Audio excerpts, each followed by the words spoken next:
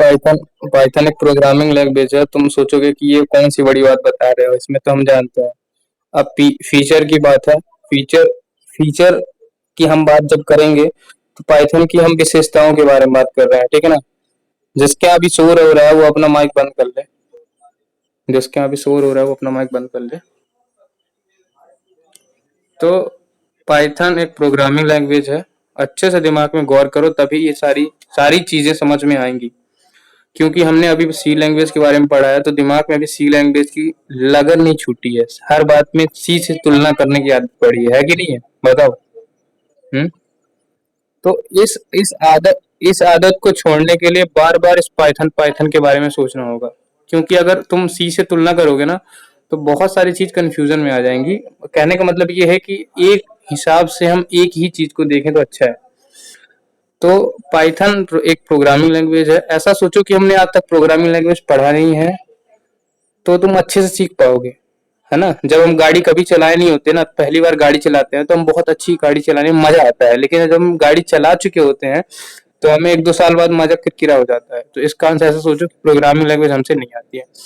फिर हम इसी पाइथन की फीचर के बारे में समझेंगे। फीचर मतलब विशेषताएं, ठीक है ना। विशेषताएं, इस पाइथन के अंदर क्या क्या मुख्य विशेषताएं हैं उनकी बात करेंगे। फिर बाद में इसी पाइथन की बेसिक स्ट्रक्चर के बारे में बात करेंगे। इसका सामान्य ढांचा क्या होता है, जैसे कि हमारे शरीर में हाथ पैर आंख कान नाक, ऐसे ही पाइथन में क्या क्या चीजें होती हैं जो कि हम पहले जानते हैं, हमने पढ़ा है समझा है, बस थोड़ा सा नाम नहीं जानते हैं। एग्जीक्यूशन, इसका इस प्रोग्राम का एग्जीक्यूशन कैसे होता है, इस प्रोग्राम को निर्धारित कैसे किया जाता है, कंपाइलर इंटरप्रेटर क्या क्या प्रोसेस होती है उस दरमियान, हम उन चीजों को देखेंगे, ठीक है ना। तो सबसे पहले टॉपिक आता है कि what is Python programming language. What is Python programming language. तो Python programming language is a high level language, first topic. Second topic it is a dynamic programming language. Third topic it is a interpretive programming language, ठीक है ना। Interpreted programming language, interpreted programming और it is a general purpose programming language and it is simple programming language. It is very very simple programming language. It can be learn in easy way, है ना।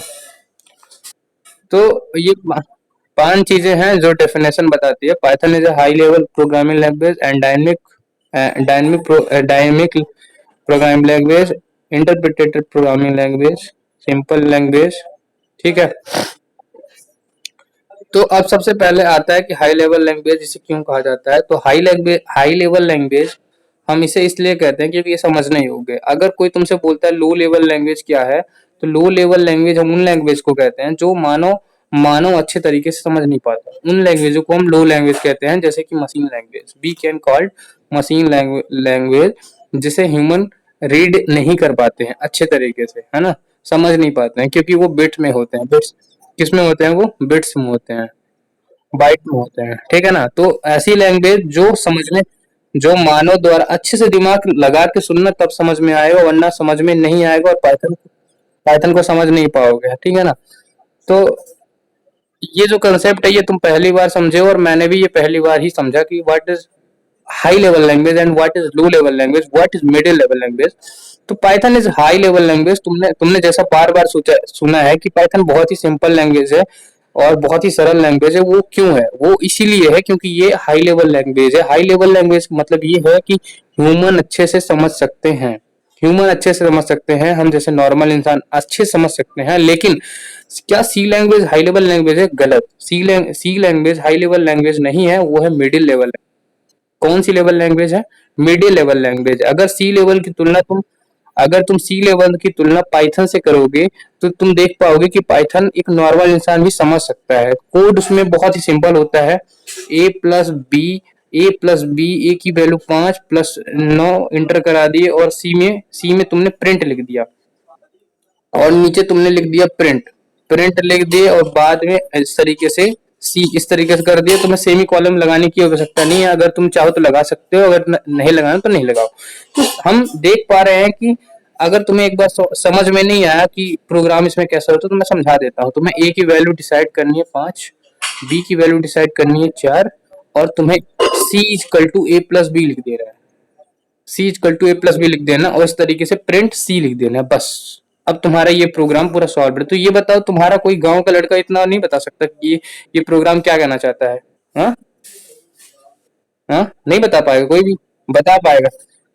लेकिन लेकिन लेकिन लेकिन लेकिन लेकिन लेकिन लेकिन लेकिन लेकिन अगर कोई सी लैंग्वेज की बात करे तो सी लैंग्वेज को बताना कठिन होता है, क्योंकि उसमें क्या होता है कि प्रिंट एफ लिखा होता है, फिर परसेंटेज डी लिखा होता है, फिर बाद में इधर यहाँ पर सी लिखा रहेगा। तो इस परसेंटेज डी का मतलब वो नहीं जान पाएगा। अंतिम में सेमी कॉलम भी लगा होता है।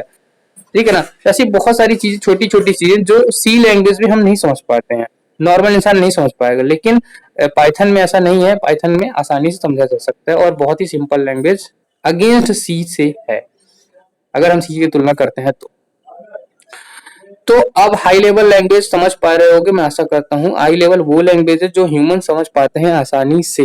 लो लेवल लैंग्वेज वो है जो मशीन समझ पाती है आसानी से। ठीक है ना? इतना समझ में आ गया बात? अब बढ़ते हैं dynamic. What is dynamic programming language? What is dynamic? अब डायनेमिक प्रोग्रामिंग लैंग्वेज का मतलब ये है कि हम सी लैंग्वेज में हम डाटा टाइप भी लिखा करते थे।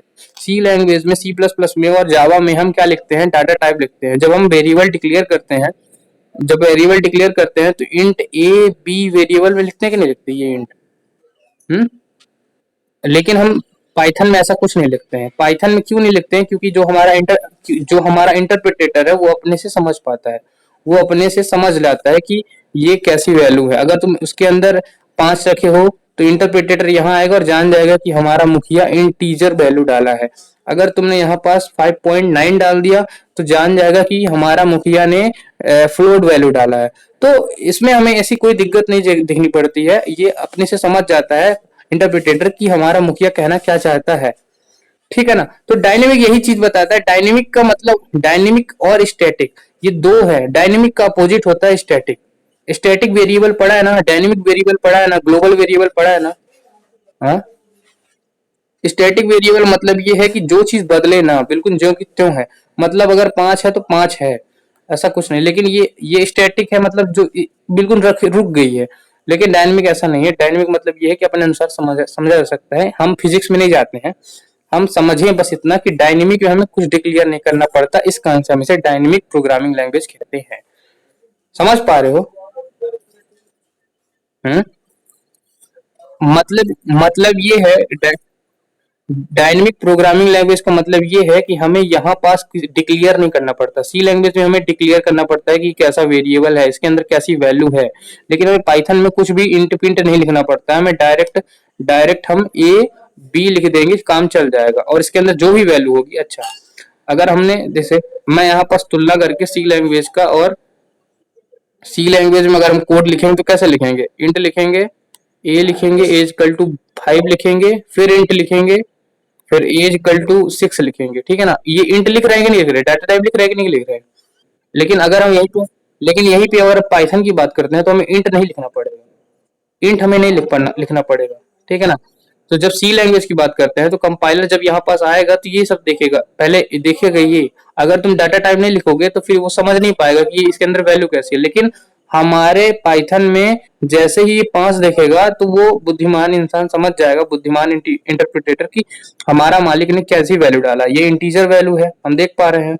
अगर तुम यहाँ पास 5.6 लिख दोगे, 5.6 लिख दोगे, तो हमारा इंटरप्रेटर समझ जाएगा कि ये हमारा मालिक क्या करवाना चाहता है।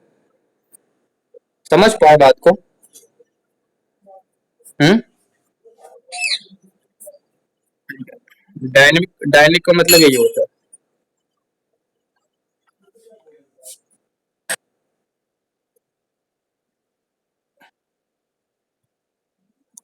अब वहां तुम्हें डिक्लेयर करना पड़ता है। स्टैटिक मतलब ये है कि डिक्लेयर करना पड़ता है, लेकिन डायनेमिक में डिक्लेयर नहीं करना पड़ता। रटने की कोशिश मत करो प्यारे, इस नहीं तो जिंदगी में कुछ ना कर पाओगे, इतना जान लो। तुम रटने की कोशिश ना करो। अगर अगर अगर तुम्हें रटना है तो इसको रटो। रटना है तो तुम्हें इसको रटो। इसको जितना रटोगे उतना फायदा है। हाँ?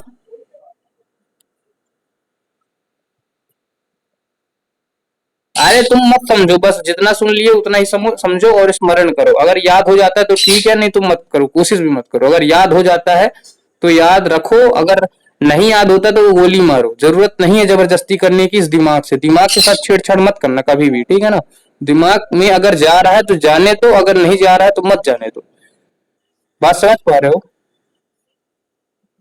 अब मैंने दो चीजें बात कर ली हैं, बस अब एक चीज बात करना बाकी है इसमें पाइथन में, interpreter. What is interpreter? Interpreter ये होता है कि एक एक लाइन को कोड को चेक करता है, एक एक लाइन की कोड को चेक करता है। और कंपाइलर का मतलब ये होता है, कंपाइलर यहां से लेके यहां तक चेक कर लेगा। अगर मान लो बीच में एरर आ गई ना, कोई लाइन का तुम्हें कुछ नहीं देगा। लेकिन अगर इंटरप्रिटेटर है तो इंटरप्रिटेटर में अगर 3 लाइन चल गई ना, तो तुम्हें इस 3 लाइन का आंसर दे देगा, और यहाँ पास अगर एरर आ गई तो तुम्हें बता देगा यहाँ पास एरर है। और 3 लाइन अगर इंटरप्रिटेटर चल गया तो तुम्हें यहाँ का आंसर दे देगा। लेकिन कंपाइलर में अगर तुम्हें बीच में कहीं भी एरर उसने देख लिया तो तुम्हें कुछ आंसर आंसर नहीं देगा। तो interpreter line to interpreter check करता है, interpreter is checking line to line and compiler is checking all over program. Okay.